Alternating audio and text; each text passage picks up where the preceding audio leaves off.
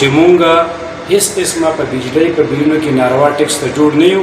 28 اګست باندې زمونږ زبردست شټر ډاون هړتالي موږ خپل عوامو نم دا اپیل کوو چې د دې هړتال کې زموږ سره بھرپور حمایت وکړي. اعوذ بالله من الشیطان الرجیم بسم الله الرحمن الرحیم. په موقع باندې د انجمن تاجران ټریډ یونین تحصیل دنیزي مرکزی کې دا زما سره موجود دی. انتهایی اهم ذمہ داران دي. موږ مرکزی انجمن تاجران ټریډ یونین آل پاکستان دا غوي په کال باندې به ان شاء الله په ټول تحصیل دنیزي کې به مکمل شټر ډاون هړتالي. مونږ مرکزی کابینه لکسات مخکې مونږ اجلاس وکړو.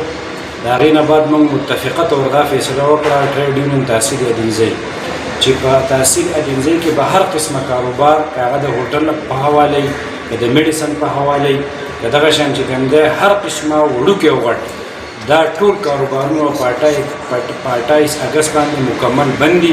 هیڅ قسمه روزګار په ټول تحصیل ادینزی کې نه کېږي. زه د اجلاس او د مرګرو په وساطت باندې د ټول تحصیل عوامو دا پیغام ورکوم چې دا مسله زمونږ صرف یک نکاتي ایجنډا ده، هغه د بجلی په بیلونو کې د ناروا ټیکسز خلاف چې دومره ټیکسونه لګېدلي دي چې د عوامو د برداشت نه خبره بالکل بهر شوې ده.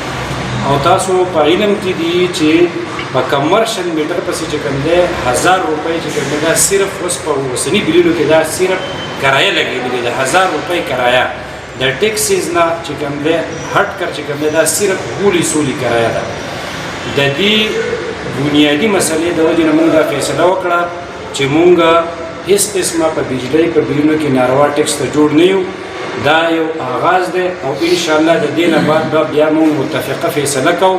د هغې نه پس به بیا مونږ احتجاجي لاریونونه مظاهرې به کوو.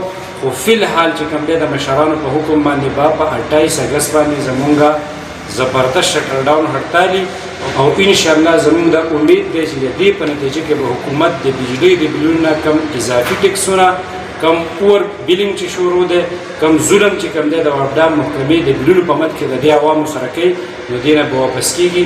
او په دې موقع باندې زما ټول تحصیل ته دا پیغام دی چې په دې کې زموږ سره ودرېږئ په خصوصي توګه عوامو ته چې عوام دي چې کوم دی ملګري مو دا په اجلاس کې دا خبر وشو چې صدر صاحب تاجران خو هړتال کې خو عوام لا وسم مطمئن دي. موږ وایو چې عوام دا لیبل له ځان نه لرې کړي او په دې هړتال کې چې کوم دی زموږ سره کلک ودرېږئ او انشاءالله دې په نتیجه کې به زموږ مطالبات دا موجوده حکومت تسلیموي. بسم الله الرحمن الرحیم. ټریډ یونین تحصیل ادینزی زموږ صدر صاحب ټوله کابینه مرکزي او بحیثیت مرکزي ممبر د کابینې مونږ دا هړتال چې کم کړی دی دا مونږ د دې پاکستان د ولس لپاره کړی دی چې دا کم ناروا په مونږ پسې د بجلی بیلونه په دې کې ټیکسونه او هغه ټیکسونه چې هغه بالکل د هغې سر نه دی معلوم هغه ټیکسونو خلاف مونږ دا احتجاج کړی دی. مونږ به بھرپور کوشش کوو او زمونږ انجمن څنګه مرکزي پاکستان په سطح باندې دا زمونږ هړتال دی او انشاءالله تحصیل ادینزی ټریډ یونین خو به کوي څنګه چې صدر صاحب ویله موږ خپل عوامو نم دا اپیل کوو چې د دې هړتال کې زموږ سره بھرپور حمایت وکړي. موږ د هر هغه چا به په دې کې شکریه ادا کوو چې په دې هړتال کې زموږ د ټریډ یونین مرسته او تعاون وکړي. جزاک الله خیر.